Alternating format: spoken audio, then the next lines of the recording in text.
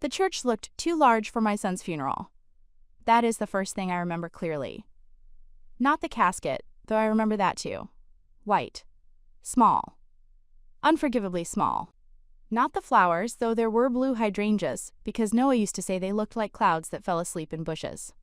Not the pastor's voice, though he cried halfway through the prayer and had to start again.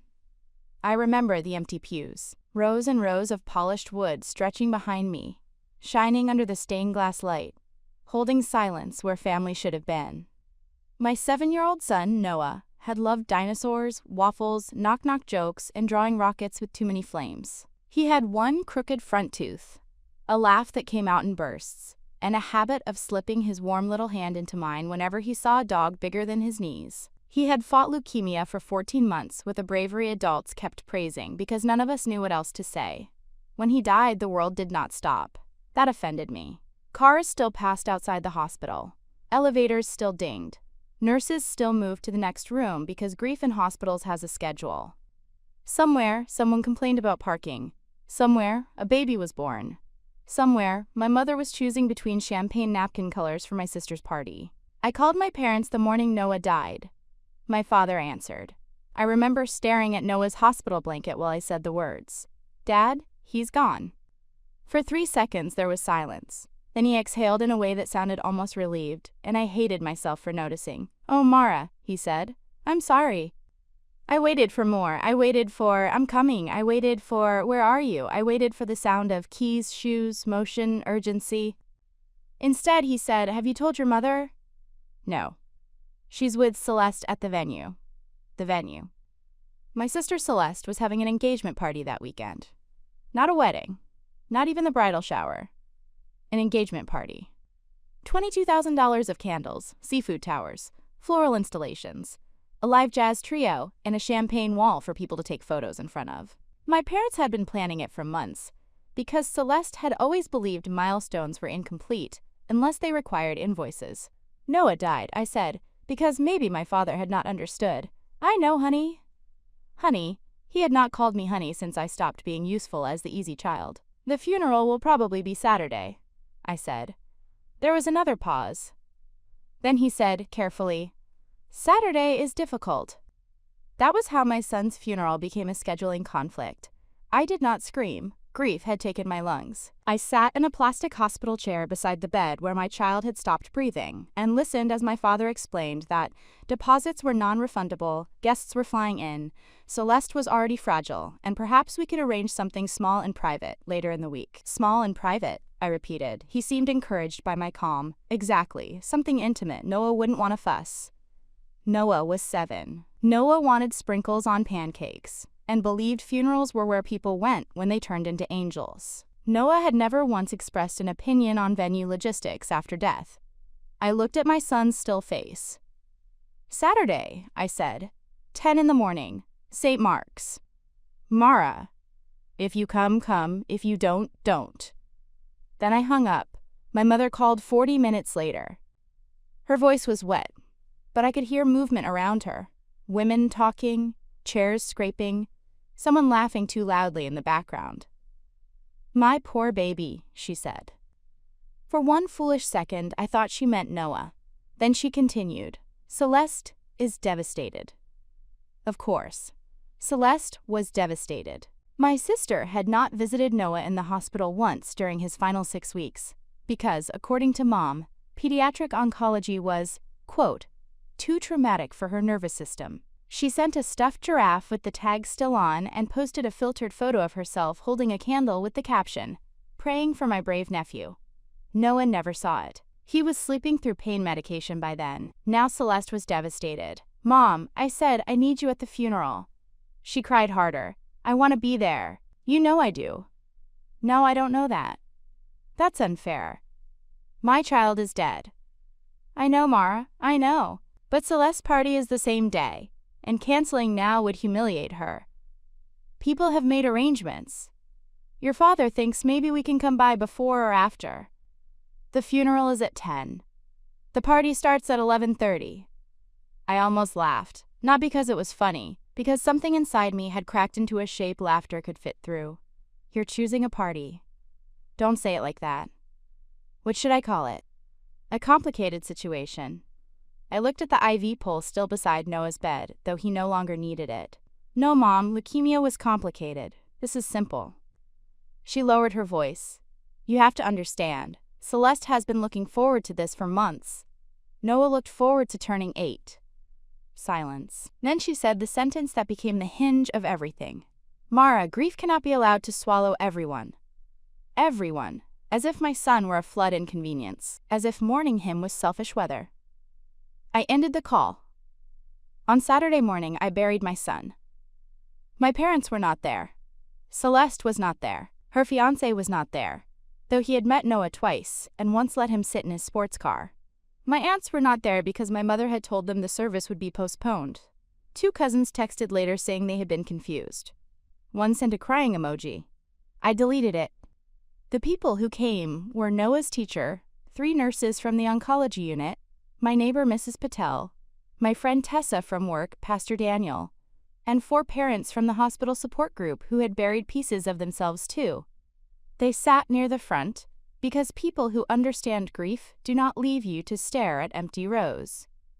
Noah's father, Evan, arrived late and stood in the back. Evan and I had divorced when Noah was 3. He was not cruel, exactly, just weak in the way some men become when life asks for more than charm. He visited when guilt sharpened enough, sent money when reminded, and loved Noah best in theory. But he came to the funeral. He wept at the back pew with both hands over his face.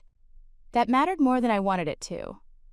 During the service, my phone buzzed once inside my coat pocket. I should not have looked. But grief makes you do foolish things. Perhaps because you keep hoping reality will change if you check it again. It was a photo from my mother. Not a text. A photo. Celeste stood under an arch of white orchids wearing a blush satin dress that cost more than my monthly mortgage. My father stood on one side of her, my mother on the other. All 3 were smiling. Behind them, champagne glasses rose in a pyramid. Gold letters on the wall read, Celeste and Julian, forever begins. My mother's caption said, Thinking of you today. We'll come by after. Thinking of you. At my son's funeral. From my sister's $22,000 party. I stared at the screen until the letters blurred. Tessa leaned close and gently took the phone from my hand. Not now, she whispered. I nodded. The pastor began talking about children belonging to God before they belong to us. I wanted to stand up and say no. I wanted to say Noah belonged to himself. He belonged to Saturday cartoons, dinosaur pajamas, sticky fingers, hospital bracelets, and the gap where his tooth had been. He belonged to the world that failed to keep him. Instead, I sat very still. Because when your child is in a casket, people mistake stillness for strength. After the burial, Mrs. Patel pressed food into my hands. The nurses hugged me. Noah's teacher gave me a folder of drawings his classmates made. Evan tried to speak to me, but no words came out. I touched his arm once. That was all either of us could manage. At 1:30, my parents arrived at my house. The party was still happening. I knew because Celeste was posting stories. I had seen the first one by accident while trying to check messages from the funeral home. Her laughing beside a seafood tower, my mother adjusting her hair, my father raising a glass. When Mom and Dad walked into my living room, they smelled like perfume, champagne, and expensive flowers. My mother wore pearls and a pale pink dress. My father had confetti caught near his shoe. Confetti from my sister's engagement party. On the day my son was buried, Mom reached for me. Mara, baby. I stepped back. Her hands dropped. Dad looked around the living room at the casseroles people had brought, the sympathy cards, Noah's backpack still hanging by the door because I had not found the courage to move it. The service was nice, he asked. Nice. I think that was the moment something in me went quiet. Not numb, not broken, quiet. No, I said.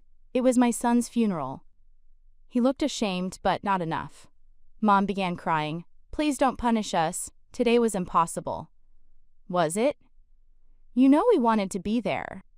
No, I know you wanted to be at Celeste's party. That is where you were.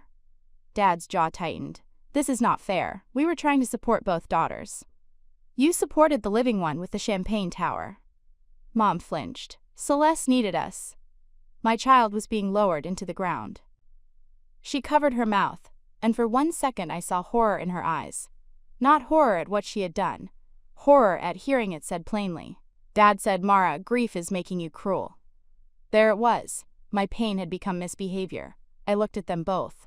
Leave. Mom sobbed. Please. Leave. They left.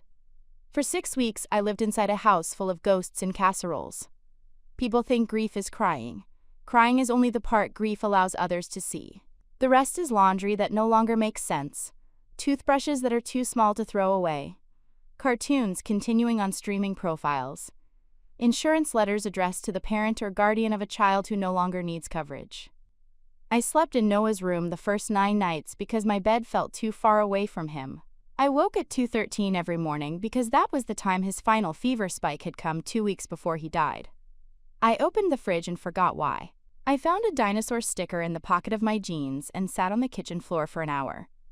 My parents called. I did not answer. My mother texted apologies that always bent back toward explanation. We were trying to make the best of an impossible day. Celeste was fragile too. You know Noah would not want everyone fighting.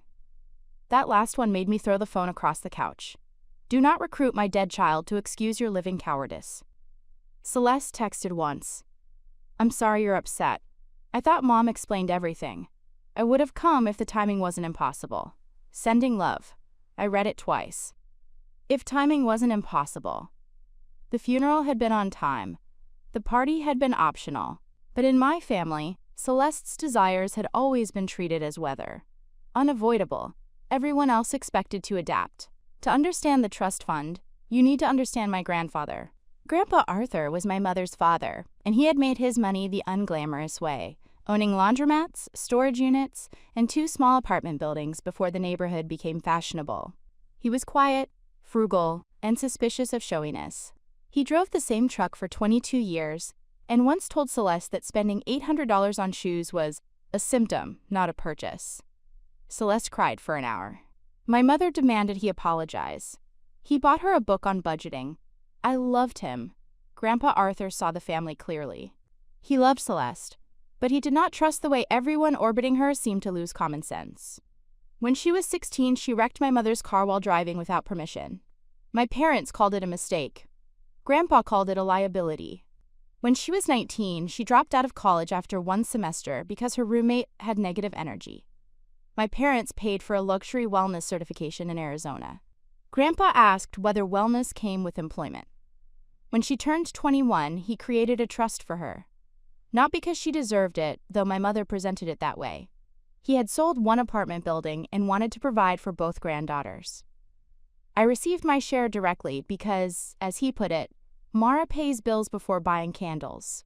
Celeste's share went into a restricted trust, $850,000, invested and protected until she turned 35. There were exceptions. Education, medical expenses, first home purchase, legitimate business investment reviewed by trustees, emergency support. But the trust had a special condition. Major early distributions required approval from 2 people, Grandpa Arthur's attorney, Mitchell Crane, and me. I objected when Grandpa told me. I don't want that responsibility. We were sitting on his porch drinking iced tea. He looked out at the lawn, where Noah, then 4, chased bubbles. You won't need to do much, he said. Then why include me? Because you know the difference between help and indulgence. That sounds like a punishment. It is protection. For Celeste? For everyone. I asked why not my mother. Grandpa snorted. Your mother hears Celeste's sigh and reaches for a checkbook. He died a year later. For 3 years, the trust sat quietly. Celeste complained about it often. She called it controlling, patriarchal, insulting, and financially abusive. She hated that I had any role, though she had never asked me for a distribution. My parents hinted several times that I should not be difficult when the moment came. The moment came after the party. I learned the full details 2 months after Noah's funeral, on a Wednesday afternoon when I was packing his dinosaur books into a box and then unpacking them. Because I was not ready. Mitchell Crane called. He was a dry old attorney with a voice like paper sliding across a desk. "Mara, I am sorry to disturb you," he said. "First, please accept my condolences. Arthur spoke often of your son." That almost broke me. "Thank you. I would not contact you now unless necessary. Your sister has requested a substantial trust distribution." I sat down on Noah's bed. "How substantial?" $850,000. I blinked. "That's the whole trust." "Essentially." "For what?" "A combination of wedding expenses, debt consolidation, and investment in her fiancé's hospitality venture." I closed my eyes. Celeste's fiancé, Julian Vale, was handsome, charming, and allergic to steady income. He had launched 3 businesses in 4 years: a craft cocktail subscription box, a luxury picnic company, and a members-only supper club that appeared to consist mostly of Instagram photos and unpaid vendors. The new venture, apparently, was a boutique event space. Of course it was. The $22,000 engagement party had not merely been a party. It had been a showcase. Mitchell continued. "The requested documents are incomplete. The proposed business plan is weak. The personal debt portion is not eligible as presented. I am inclined to deny. However, under the trust terms, a full early distribution requires your approval as co-reviewer. They are insisting you will agree." "They? Your mother, your father, your sister, and Mr. Vale." A strange calm entered me. The same quiet I had felt when my parents stood in my living room, smelling like champagne. "They think I'll unlock it." "Yes." "Did they mention my son's funeral?" Mitchell was silent for a moment. "No. Of course not. What do you need from me?" "A written decision after reviewing the request. You may approve, deny, or request additional documentation." "Send it." The file arrived that evening. I read every page at my kitchen table, with Noah's blue dinosaur mug beside me. Celeste wanted the full trust liquidated immediately. $200,000 for wedding expenses, $175,000 for personal debt, $350,000 for Julian's event venue business. The remainder for, quote, brand development, relocation flexibility, and lifestyle stabilization. Lifestyle stabilization. That was what wealthy, irresponsible people called consequences. The budget included a destination wedding in Lake Como, custom gowns, floral installations, influencer videography, a content team, and a, quote, legacy bridal experience. It included repayment of credit cards used for the engagement party, including the champagne wall, jazz trio, orchid arch, and imported linens. There it was. They had skipped my son's funeral for a party they could not even afford, and now they wanted me to release the money to pay for it. I laughed then. It came out sharp and ugly in the empty kitchen. Then I cried. Then I called Tessa. She came over with takeout and sat beside me while I showed her the documents. When she reached the line item for engagement celebration overage, her face went still. "How much was the overage?" she asked. $31,000. "I thought the party was $22,000. That was the original budget." Tessa pushed the papers away like they smelled bad. "Mara, I know. They want you to pay for the party they attended instead of Noah's funeral." I looked toward the hallway where his room waited. "Yes." "What are you going to do?" I picked up a pen. "Read the trust terms." That was the first lesson grief taught me. When emotion is too large, find the paperwork. The trust required that early distributions serve Celeste's long-term welfare, and not merely satisfy luxury consumption, unsecured debts caused by reckless spending, or speculative ventures without reasonable evidence of viability. It also allowed the reviewer to consider patterns of dependency, external pressure, and whether the request aligned with Grandpa's intent. Grandpa's intent. I could almost hear him, a symptom, not a purchase. I wrote my denial over 3 days. Not because the answer was difficult, because I wanted it clean. No rage. No mention of champagne confetti. No accusation that my parents valued orchids over my son. Just facts. The requested wedding expenses were not necessary support. The debt consolidation lacked documentation and appeared related to discretionary luxury spending. The proposed business investment was speculative, undercapitalized, and tied to an individual with insufficient operational history. The request to liquidate the entire trust at age 31 conflicted with the trust's protective purpose. Denied. I sent it to Mitchell, he replied within 20 minutes. Your grandfather would have found this clear. That was the first sentence in months that made me feel something close to steadiness. My family found out the next morning. My mother called 22 times. I noticed the number and almost admired the universe's cruelty. 22 calls for a $22,000 party. I did not answer until the 23rd. "Mara," she cried, "what have you done?" I stood in my kitchen looking at Noah's mug. "I denied an inappropriate trust distribution." "You denied your sister's future." "No, I denied her withdrawal." "Do not play word games with me." "You raised Celeste on word games. I learned from professionals." She gasped. "How can you be this bitter?" There it was, bitter. The word people use when accountability tastes unpleasant. I read the request.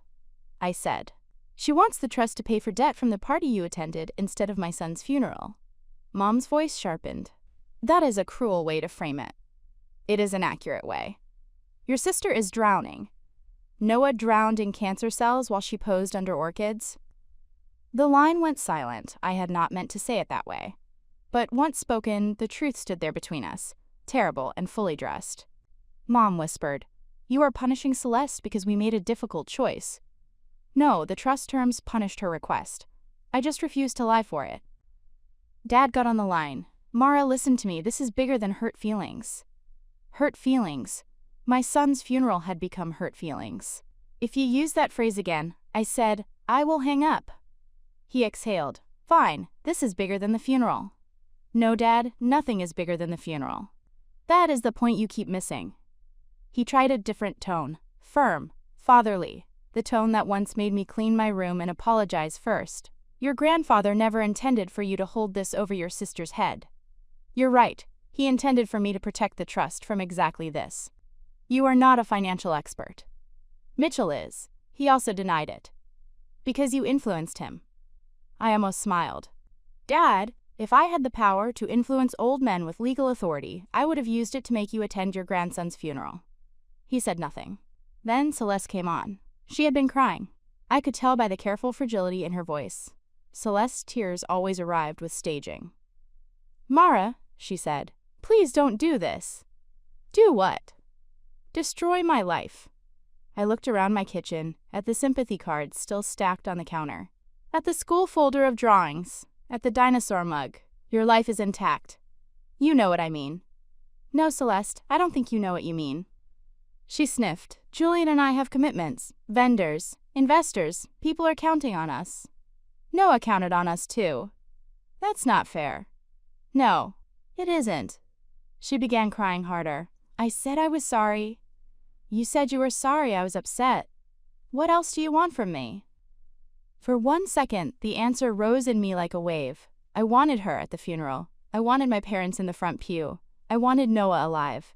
Since none of those could happen, I wanted the decency of silence from people asking me to fund the party they chose over goodbye.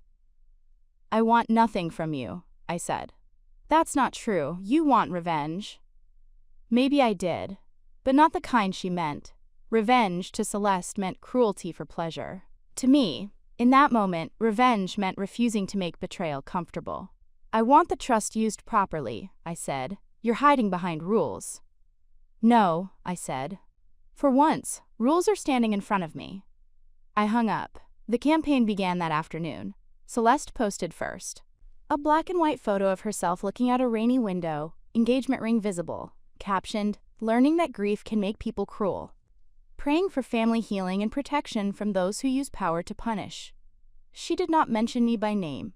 She did not need to. My mother shared it with a broken heart emoji. Then came the relatives. "Aunt Linda, Mara, I know you're hurting, but family money should help family." "Cousin Drew, don't let bitterness ruin Celeste's wedding." A family friend, "Your grandfather would want peace." I replied to none of them. Instead, I sent Mitchell screenshots. He called me the next morning. "Your sister's counsel contacted me." "She has counsel?" "Apparently Mr. Vale recommended someone." "Of course Julian did. They are alleging that your denial was made in bad faith due to personal grief." I closed my eyes. Can they force it? Unlikely, but they can make noise. I'm tired of noise. I know, your grandfather anticipated some. Not this exact context, perhaps, but the general opera of Celeste. I laughed for the first time in days, Mitchell continued. We will respond formally. I recommend no direct communication about the trust. If family contacts you, preserve messages. Records. Exactly. The legal pressure failed quickly. Celeste's trust terms were tight. Mitchell's denial was independent. My denial was documented and grounded in specific provisions. The business plan for Julian's venue was, in Mitchell's words, a brochure wearing a spreadsheet costume. The debt records showed spending patterns that made Grandpa's restrictions look prophetic, so they changed tactics. My parents came to my house. It was a Sunday afternoon, 3 months after Noah's funeral. I saw them through the doorbell camera, Mom clutching tissues, Dad holding a folder, Celeste behind them in oversized sunglasses, though the porch was shaded. Julian waited by the car, checking his phone. I considered not answering.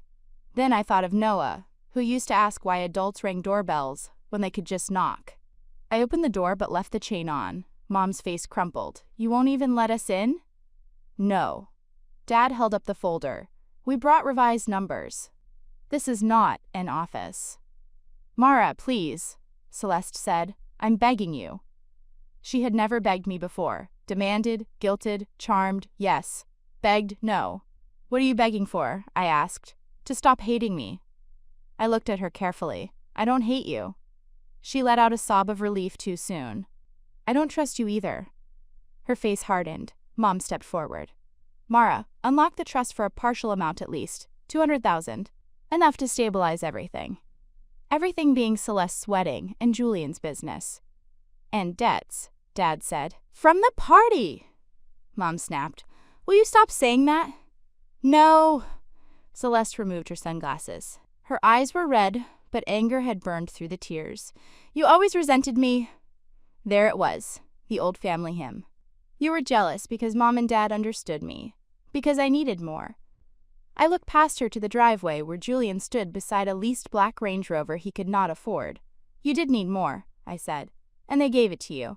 Attention, money, excuses, other people's days, other people's grief. She flinched. Dad said, enough. I turned to him. No, not enough. That has always been the problem. No one ever said enough. Mom began crying again. We made a mistake. I looked at her. A mistake is writing down the wrong time. A mistake is missing an exit. You did not accidentally attend an engagement party. You dressed for it. You posed for pictures. You sent me one during the funeral. Her face collapsed. Dad looked at her. You sent a photo? Mom whispered. I was trying to show we were thinking of her. For once, my father looked truly horrified. Celeste muttered, this is why I said not to text. And there it was again. Not remorse. Strategy. I closed my eyes briefly. Leave. Dad said, softer now, Mara, please, we're losing the house. I opened my eyes. That was new. What house? Our house, Mom said. The folder made sense then. My parents had borrowed heavily to fund Celeste's lifestyle, including the engagement party. They had expected her trust distribution to reimburse them once I approved it. They had treated my signature as guaranteed. You spent money before approval. Dad looked away. Mom whispered, we thought you would do the right thing. The right thing, I said, would have been attending your grandson's funeral before spending money on orchids. Mom made a wounded sound, but Dad did not defend her this time. He looked old suddenly. Not elderly, just stripped of the authority he had worn like a suit. We failed you, he said. Mom turned sharply. Robert. He ignored her. We failed Noah. The sound of my son's name from his mouth almost made me close the door. Dad's eyes filled. I knew at the party. I knew we should leave. Your mother said Celeste would fall apart. Celeste was crying in the dressing room because the florist used cream orchids instead of white.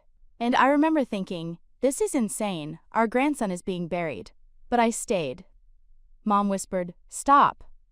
I stayed, he repeated, because it was easier to disappoint Mara. It always was. The porch went silent. For the first time in my life, my father had named the machinery. It was easier to disappoint Mara. I gripped the door frame. Celeste said, Dad, seriously? He looked at her then, really looked. Yes, seriously. Mom was crying with both hands over her mouth. Dad turned back to me. I am sorry. The words were too small for the damage, but they were real. I nodded once. Thank you for saying that. Hope flickered in Mom's eyes. She mistook acknowledgement for surrender. So, you'll help? No. Her face changed. Mara. No. Dad's apology does not turn Celeste's trust into your bailout. Celeste exploded. You are evil. I looked at her calmly. No, I am unavailable. Then I closed the door. The trust stayed locked. The consequences unfolded slowly, which made them harder for my family to dramatize but easier for me to survive. Julian's investors withdrew when the trust money did not materialize. Apparently, his business plan had depended on Celeste contributing a large founder capital injection, which was a fancy way of saying Grandpa's money. Without it, the event venue collapsed before opening. Julian left 6 weeks later. Not dramatically, not honorably. He sent Celeste a text about needing time to reevaluate alignment. He kept the Range Rover until the lease company found it. The wedding was canceled. My mother called that tragedy. I did not say what I thought. That tragedy was a blue casket and a child's toothbrush by the sink. A canceled Lake Como wedding was weather. My parents sold their house before foreclosure could take it. They moved into a smaller condo across town. Dad got a part-time consulting job. Mom stopped hosting brunches. Celeste moved in with them, which seemed like punishment designed by Grandpa from beyond the grave. The trust remained intact. Mitchell approved one distribution 6 months later. Therapy for Celeste. She did not thank me. She probably thought Mitchell alone approved it. I preferred that. I approved another distribution the following year. For a legitimate certificate program in event operations at a community college. Not luxury brand development. Not influencer content. Actual training. Tuition paid directly to the school. She completed 1 semester. Then, to everyone's surprise, she completed another. Maybe consequences can become soil if people stop demanding cushions. My relationship with my parents did not heal in a clean line. Mom remained trapped inside a story where she had been forced into an impossible choice. Some days she admitted the choice was wrong. Other days she insisted I had been cruel to make the funeral the same day as the party, as if childhood cancer had consulted my calendar. Dad changed more. Not enough to erase. Enough to notice. He began visiting Noah's grave every Thursday morning. I know because Mrs. Patel saw him there and told me gently, not as pressure, just fact. At first I hated it. He had missed the funeral. What right did he have to perform grief afterward? Then I realized grief is not a performance when no one is watching. One Thursday, months later, I went too. Dad was standing by the headstone with his hands in his pockets. Noah's grave had a small carved dinosaur on it because I could not bear an angel. Dad had placed fresh hydrangeas in the vase. He turned when he heard me. I can leave, he said. No. We stood together in the cold. After a while, he said, I talked to him. What do you say? That I'm sorry. My throat tightened. He liked knock-knock jokes, I said. Dad smiled sadly. I remember. Tell him one next time. Dad began crying. I let him. Forgiveness did not arrive that day. I do not know if it ever fully will. But something shifted. Not enough to rebuild the old family. Enough to stop carrying the entire truth alone. On Noah's 8th birthday, I held a small picnic at the park he loved. Not a memorial service. Not a fundraiser. Just a picnic. Tessa came. Mrs. Patel came. 2 nurses came. Evan came and brought waffles, because Noah had once declared waffles appropriate for all meals. Dad came alone. Mom said she could not handle it. Celeste sent a card with a dinosaur sticker inside. I stood under a maple tree while children played nearby and felt the ache of absence so sharply I had to sit down. Dad sat beside me. He should be here, he said. Yes. No explanation, no lesson, no silver lining, just yes. That was the only correct answer. A year after the funeral, Mitchell called again. Celeste had submitted a new request. I braced myself. How bad? I asked. Surprisingly reasonable. She wanted funds to cover the final semester of her certificate program and a modest used car so she could commute to an internship at an actual event management company. No Julian, no wedding, no lifestyle stabilization, supporting documents included. I read the request 3 times. Then I approved it. Not because I had forgotten.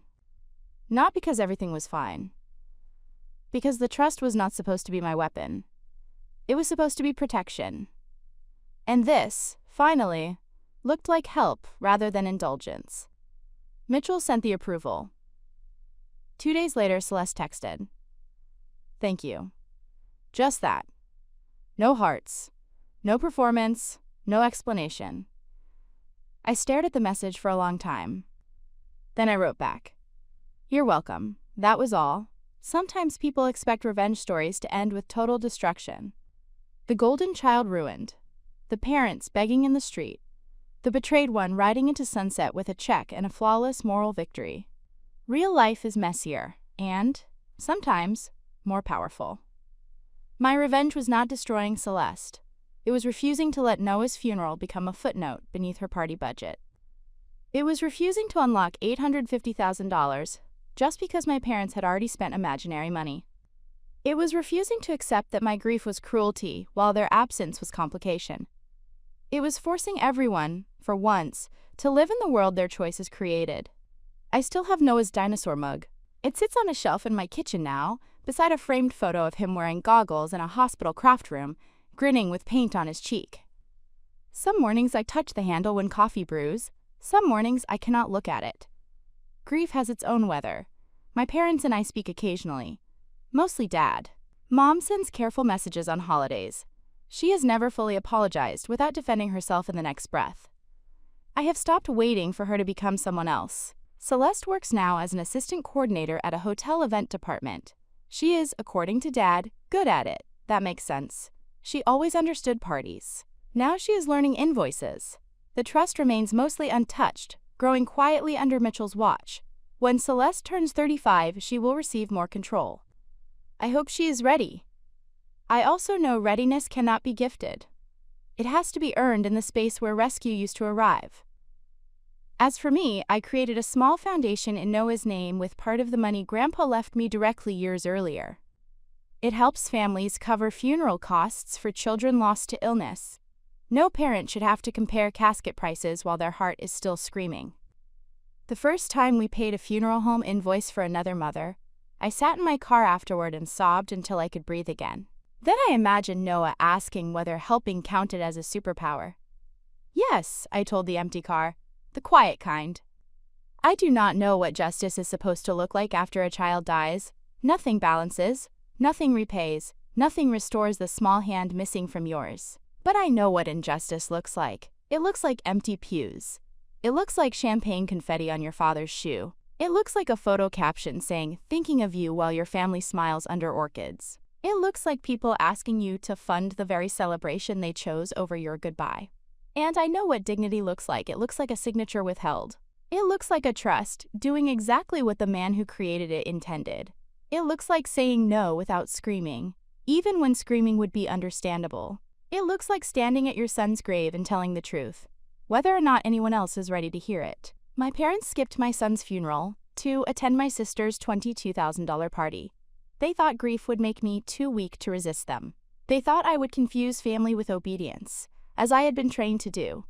They thought my signature was guaranteed because disappointing me had always been easy. But they did not know Grandpa Arthur had trusted me with the one key they needed. They did not know that losing Noah had burned away every old fear except the only one that mattered. The fear of betraying his memory by pretending what they did was small. So when they begged me to unlock Celeste's $850,000 trust fund, I did not yell. I did not curse. I did not collapse. I read the documents. I followed the rules. And I said no. Not out of hate. Out of love for the little boy they should have shown up to mourn. They thought Mara's grief would make her easy to control. But grief did something else. It taught her that the people who skipped her son's goodbye did not deserve the key to anyone's future.